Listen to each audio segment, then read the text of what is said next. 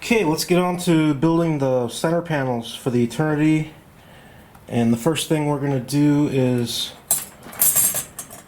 we need to put a connector on this lead here, this wire, for the flap servo.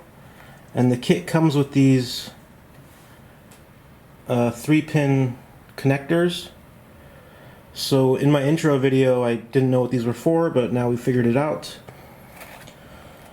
So we're going to have to do some soldering or soldering depending on what part of the world you're from, but the process is much the same for both. And what I've done is just made this carbon fiber cardboard plate with a hole in it, and I'm just going to feed the wires through there.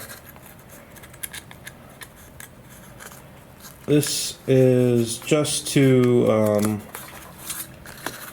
protect, obviously, the part from damage while we're doing this. Okay, and I don't know that these have to be quite that long, so I'm going to trim them down slightly, but I want to leave enough so that working with them is not a giant pain.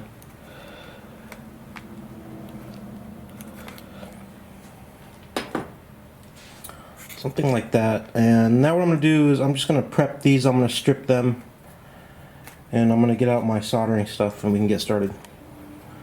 So I've tinned the wires and I have some shrink tubing already in place, and now I gotta solder these up.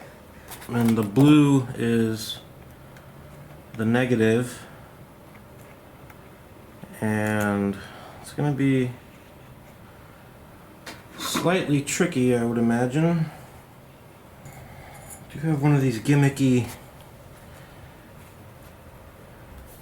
alligator clip things?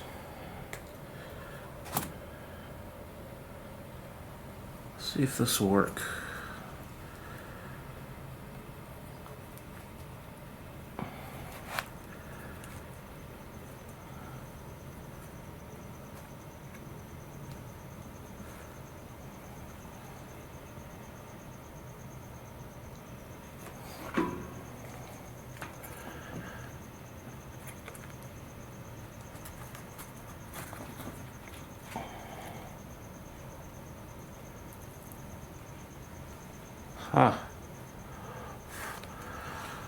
Alright, work smarter, not harder.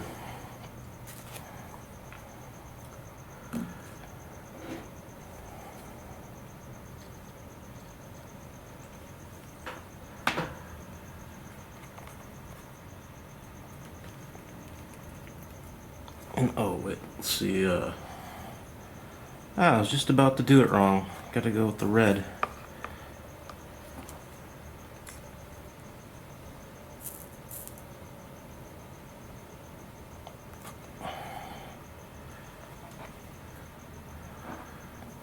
Then the signal wire.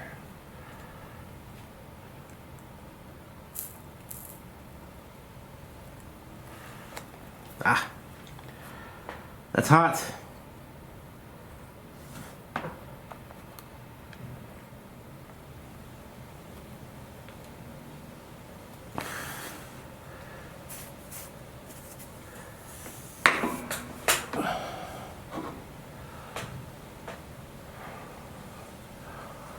Alright, that's looking pretty good. So we'll just put the shrink tubing up on there and shrink it up. Alright, we got all this done here, the soldering and the shrink tubing. And now we can move on to kind of prepping the servo frames. And I'll show you what I got going on here for that. So this is a light model, and on the flaps I'm going to be using the X08 Plus.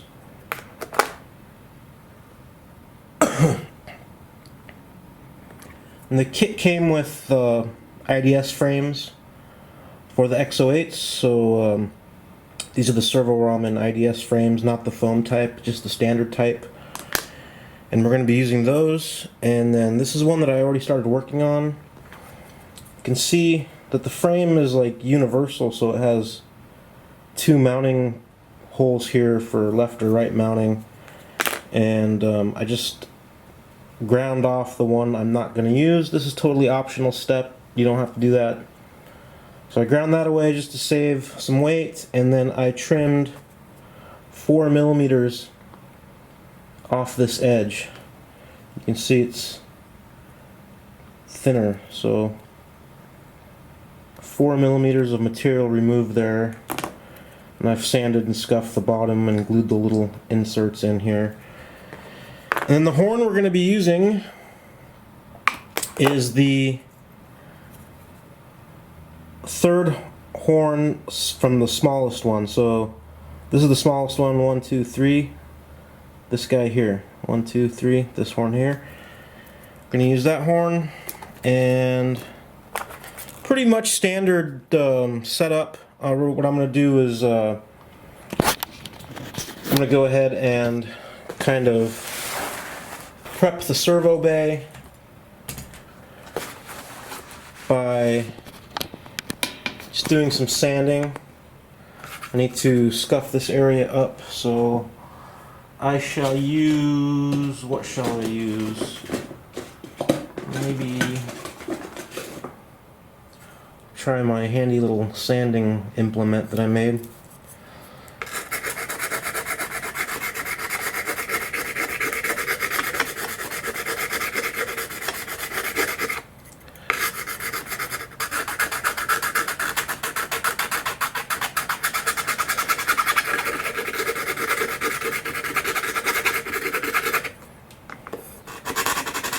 Now I'm going to sand the sidewall here where that bearing support goes, because I will bond that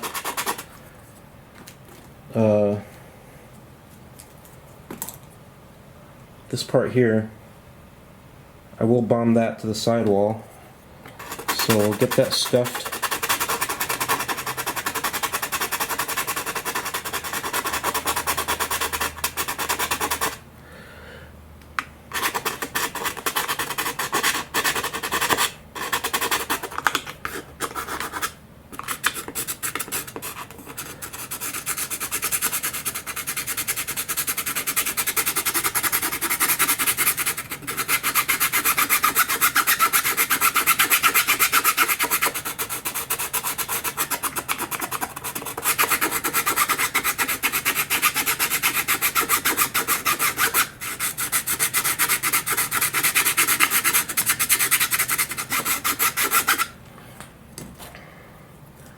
I'll just put this back in to see kind of how much I need to sand. So, gotta go this way a little bit.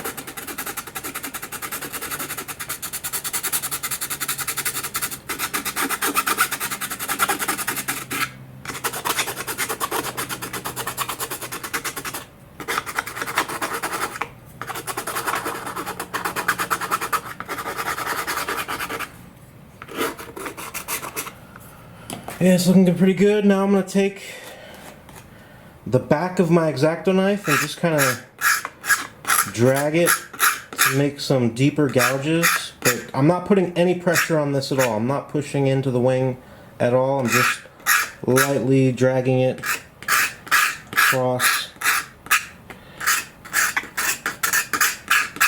just to get like a crosshatch pattern. And I may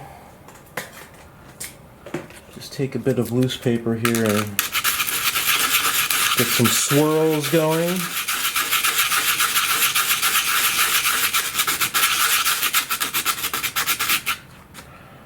Alright, I think that's good.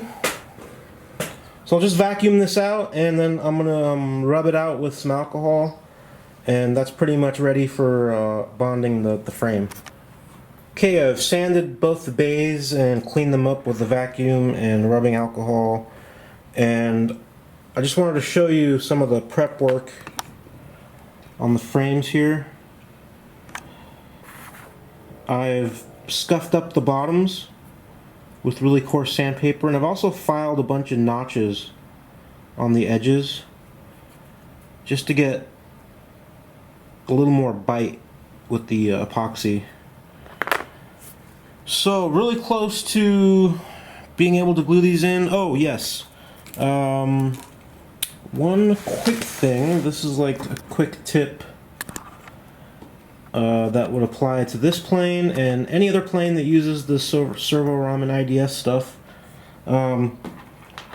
Quite often the little hubs and the arms, they fit together really tightly. You have to really squeeze them on hard, and you know that can cause binding and double centering. So what I do is just get a file and file on the inside of these a little bit, just gently, and then I also file on the arm on both sides, and just until I get a nice easy fit, because there's no reason they need to be tight. So do that and you'll take some stress off your servos and possibly save yourself some double centering. Okay, what's next? I need to assemble the servos and the frames. Alright, gotta assemble these frames, and the first thing I'm gonna do is get the horns on the servos.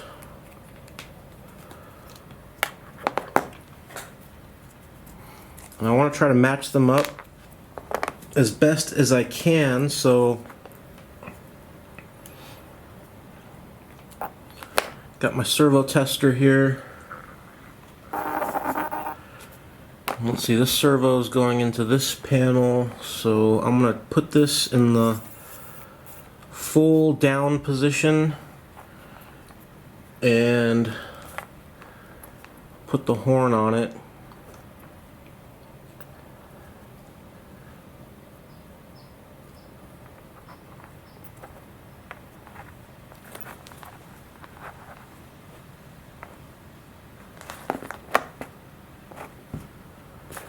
Then I will go to the other servo, same thing, full down position,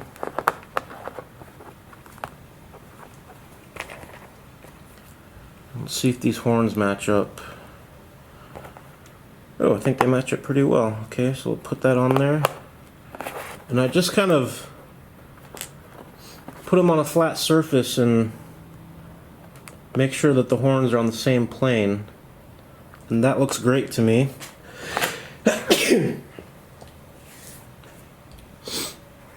So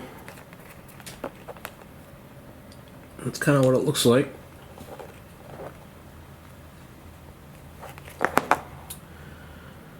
Okay, now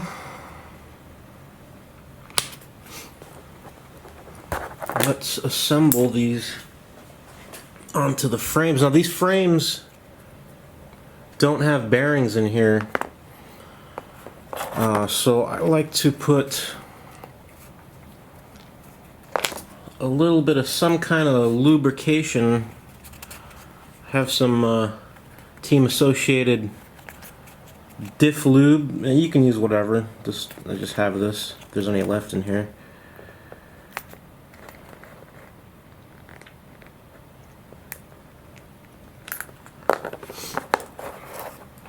I'm just going to put some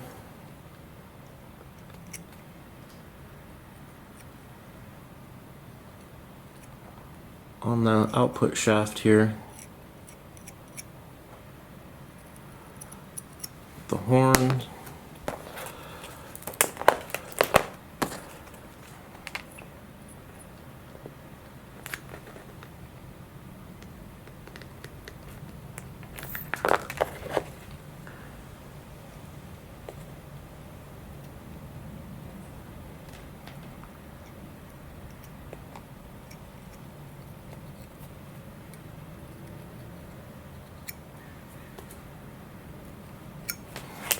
Don't overdo it.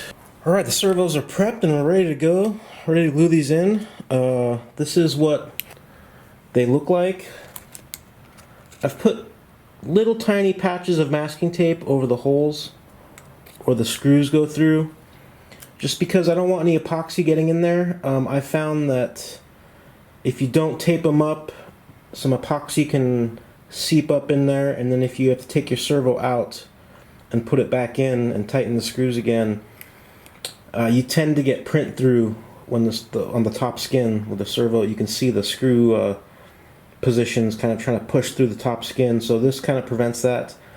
And also you can see I have this plastic baggie just to keep the servo from being epoxied in, and we'll remove this when everything is done. So we're basically ready to go. This one goes on this wing and the other one goes on the other wing, and I have my epoxy mixed up and ready to go.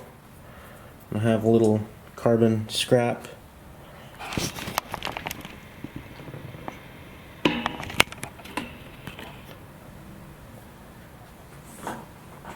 Alright, so let's see if we can get this done here.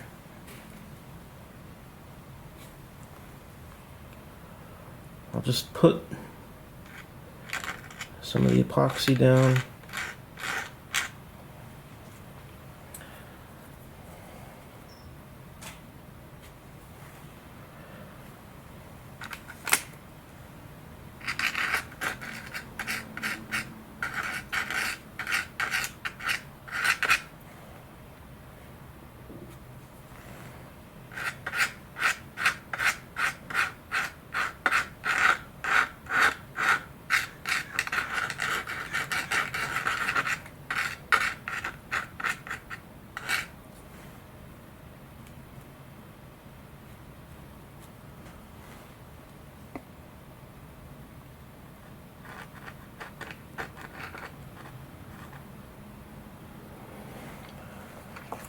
And now I'm going to apply some of the epoxy onto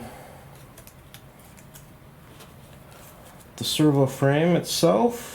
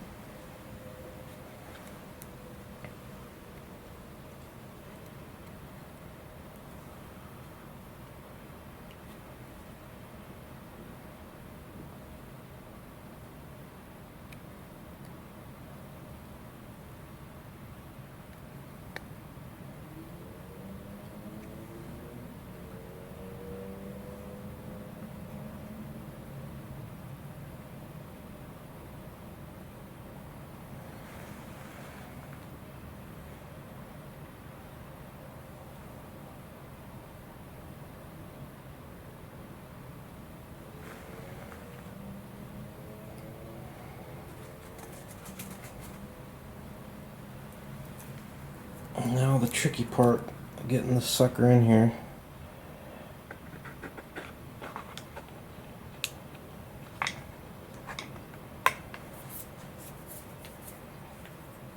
Okay, so we need the two little pins, or one I should say,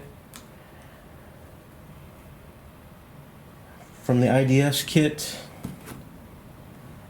and we're going to try to gently coerce that rod into place.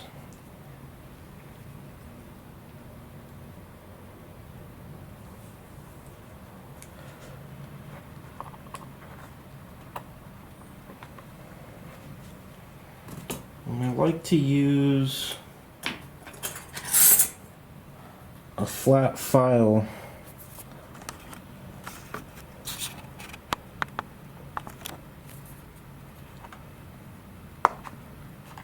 to push on this.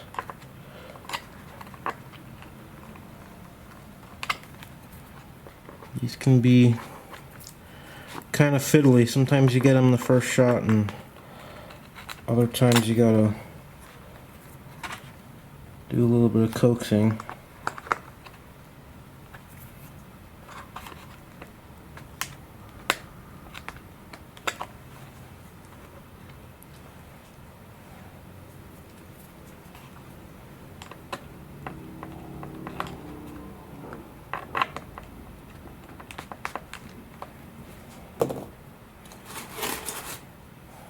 Some hemostats. If I need to move the arm, I can use the hemostats.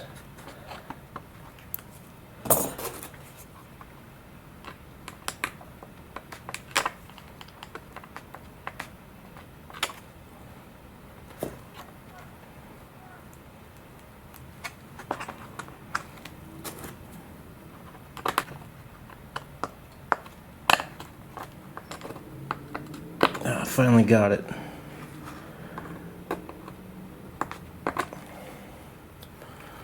I gotta push the pin so it clears the servo case, but not all the way through.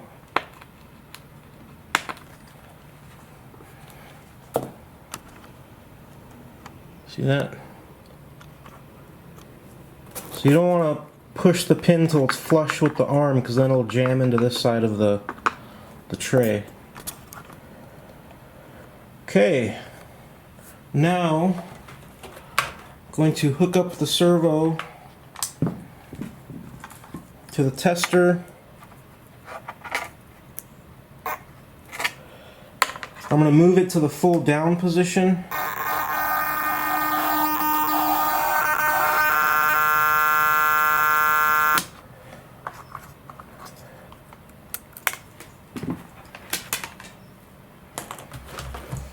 I'm going to get some masking tape.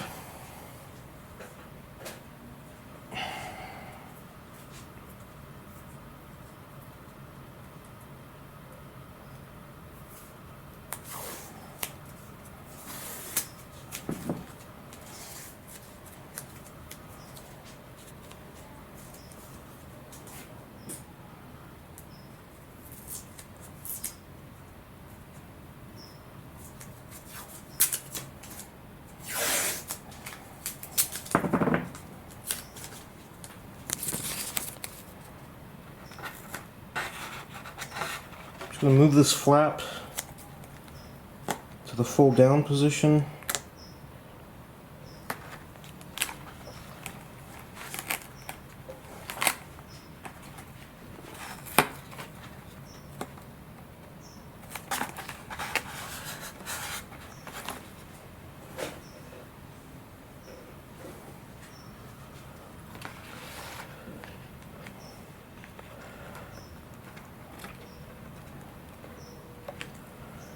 Looking good.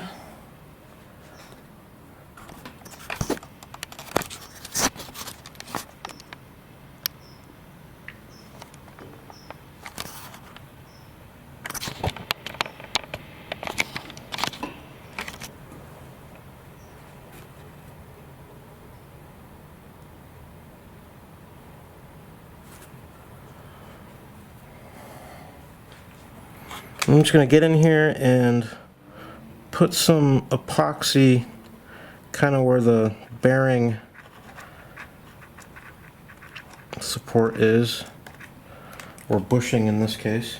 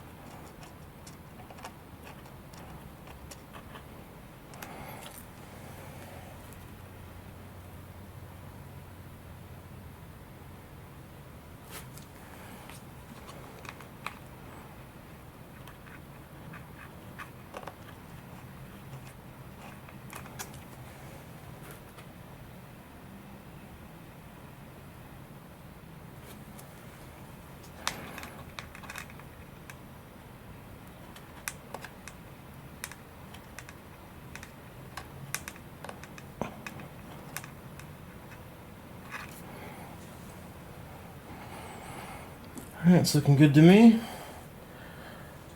Now I have a ballast slug, and I'm just going to put this on top like that and let it cure overnight. And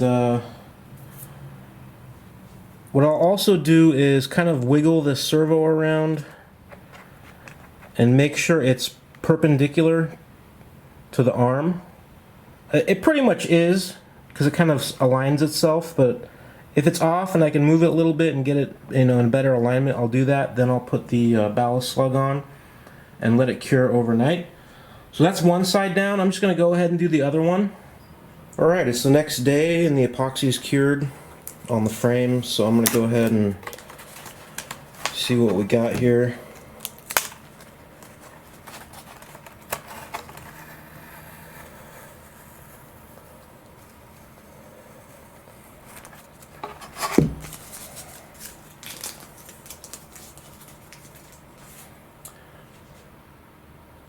I'm going to pull the servo out. You probably don't have to. You could just leave it in with the plastic if you want. But I like to check underneath the IDS hub and in kind of where the bushing or bearing is to make sure there's no epoxy that's seeped in there, because sometimes that happens and it can cause a lot of drag or binding when the servo moves. So I just like to double check that, and if there is anything in there, usually you can just use a really small bit on your Dremel tool and clean it up. So that's what I like to check.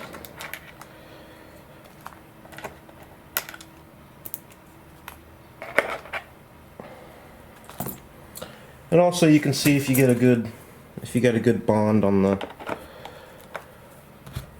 servo tray, but you know, usually you do.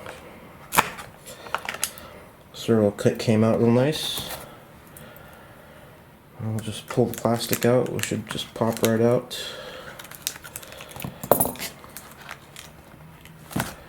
Ooh, I can actually feel. Yeah, this is actually a little draggy here. Actually, it's not really wanting to move, so good thing we checked this. I'm gonna pull the pin out.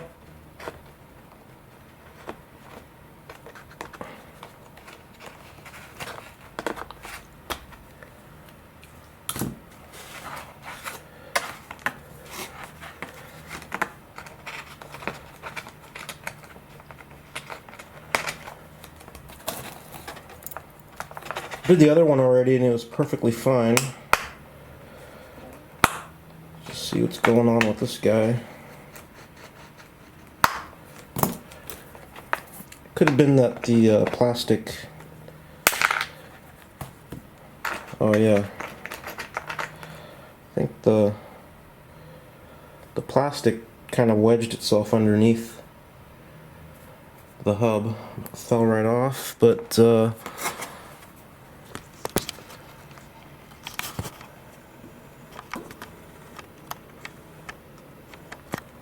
looking right here, right where the hub goes, there's a little bit of epoxy that will actually rub the bottom of the hub, so I'm going to go ahead and get rid of that.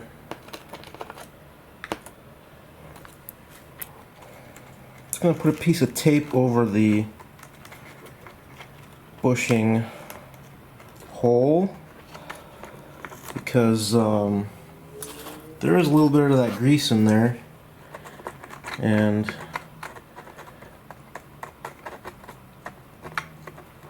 don't want the dust to kind of get in there.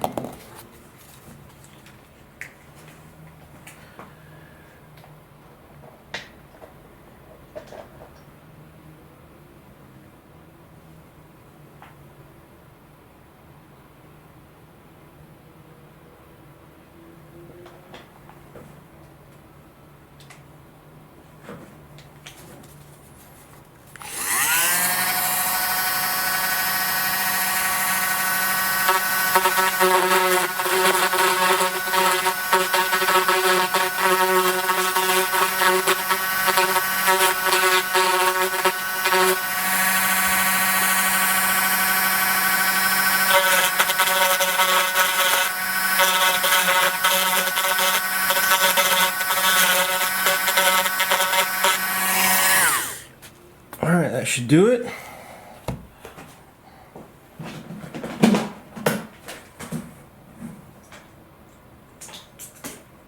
Alright,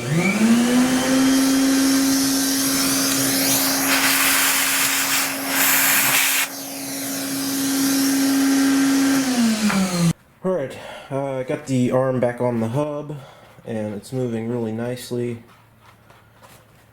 So ready to put the servo back in, and I have the tester hooked up to this. And I'm going to put it back in with the flap full down like we assembled it. Just like that. Now I can turn the tester off and unplug it.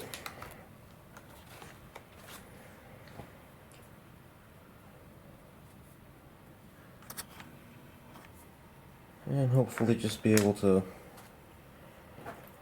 bolt it back up, get everything where it should be.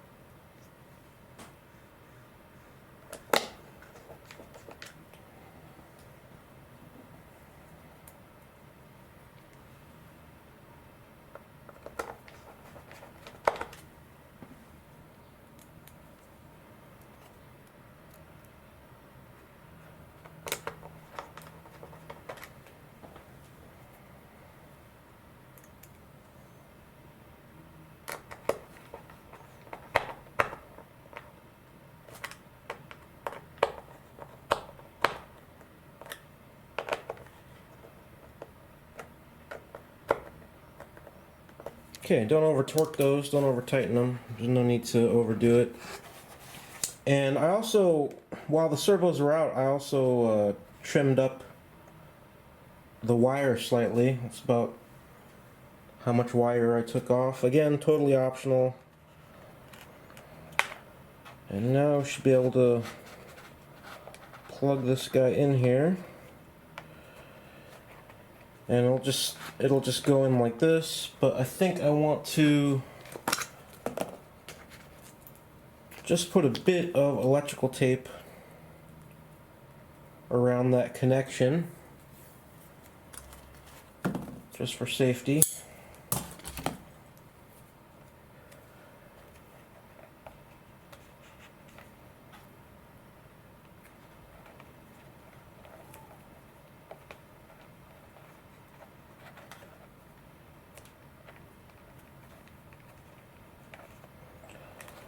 There we go. That'll tuck in right there.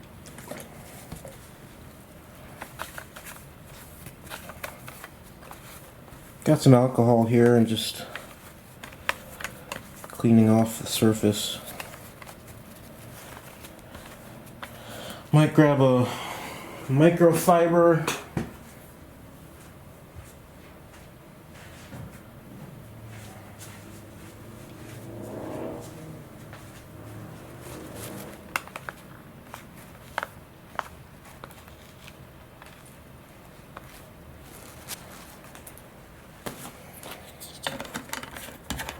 Now I'm going to use some black pinstripe. This is like automotive pinstripe tape I just got off Amazon to hold the cover down. You can use Kapton, clear tape, really thin double-sided tape.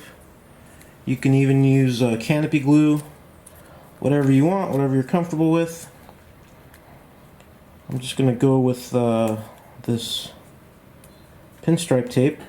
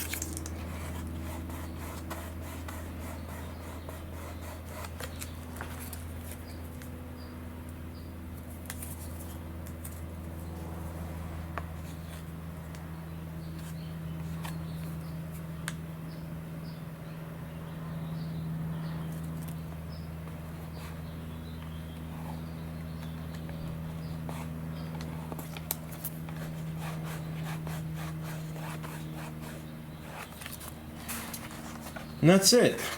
There's the center panel done. I'm going to do the other half, but I'll just do that off camera because you get the gist. Actually went pretty quick as far as F5J models go. Pretty quick to get the servos in. And we're going to move on to the tip panels for the ailerons, but we'll do that in a different video. So thanks a lot for watching, guys.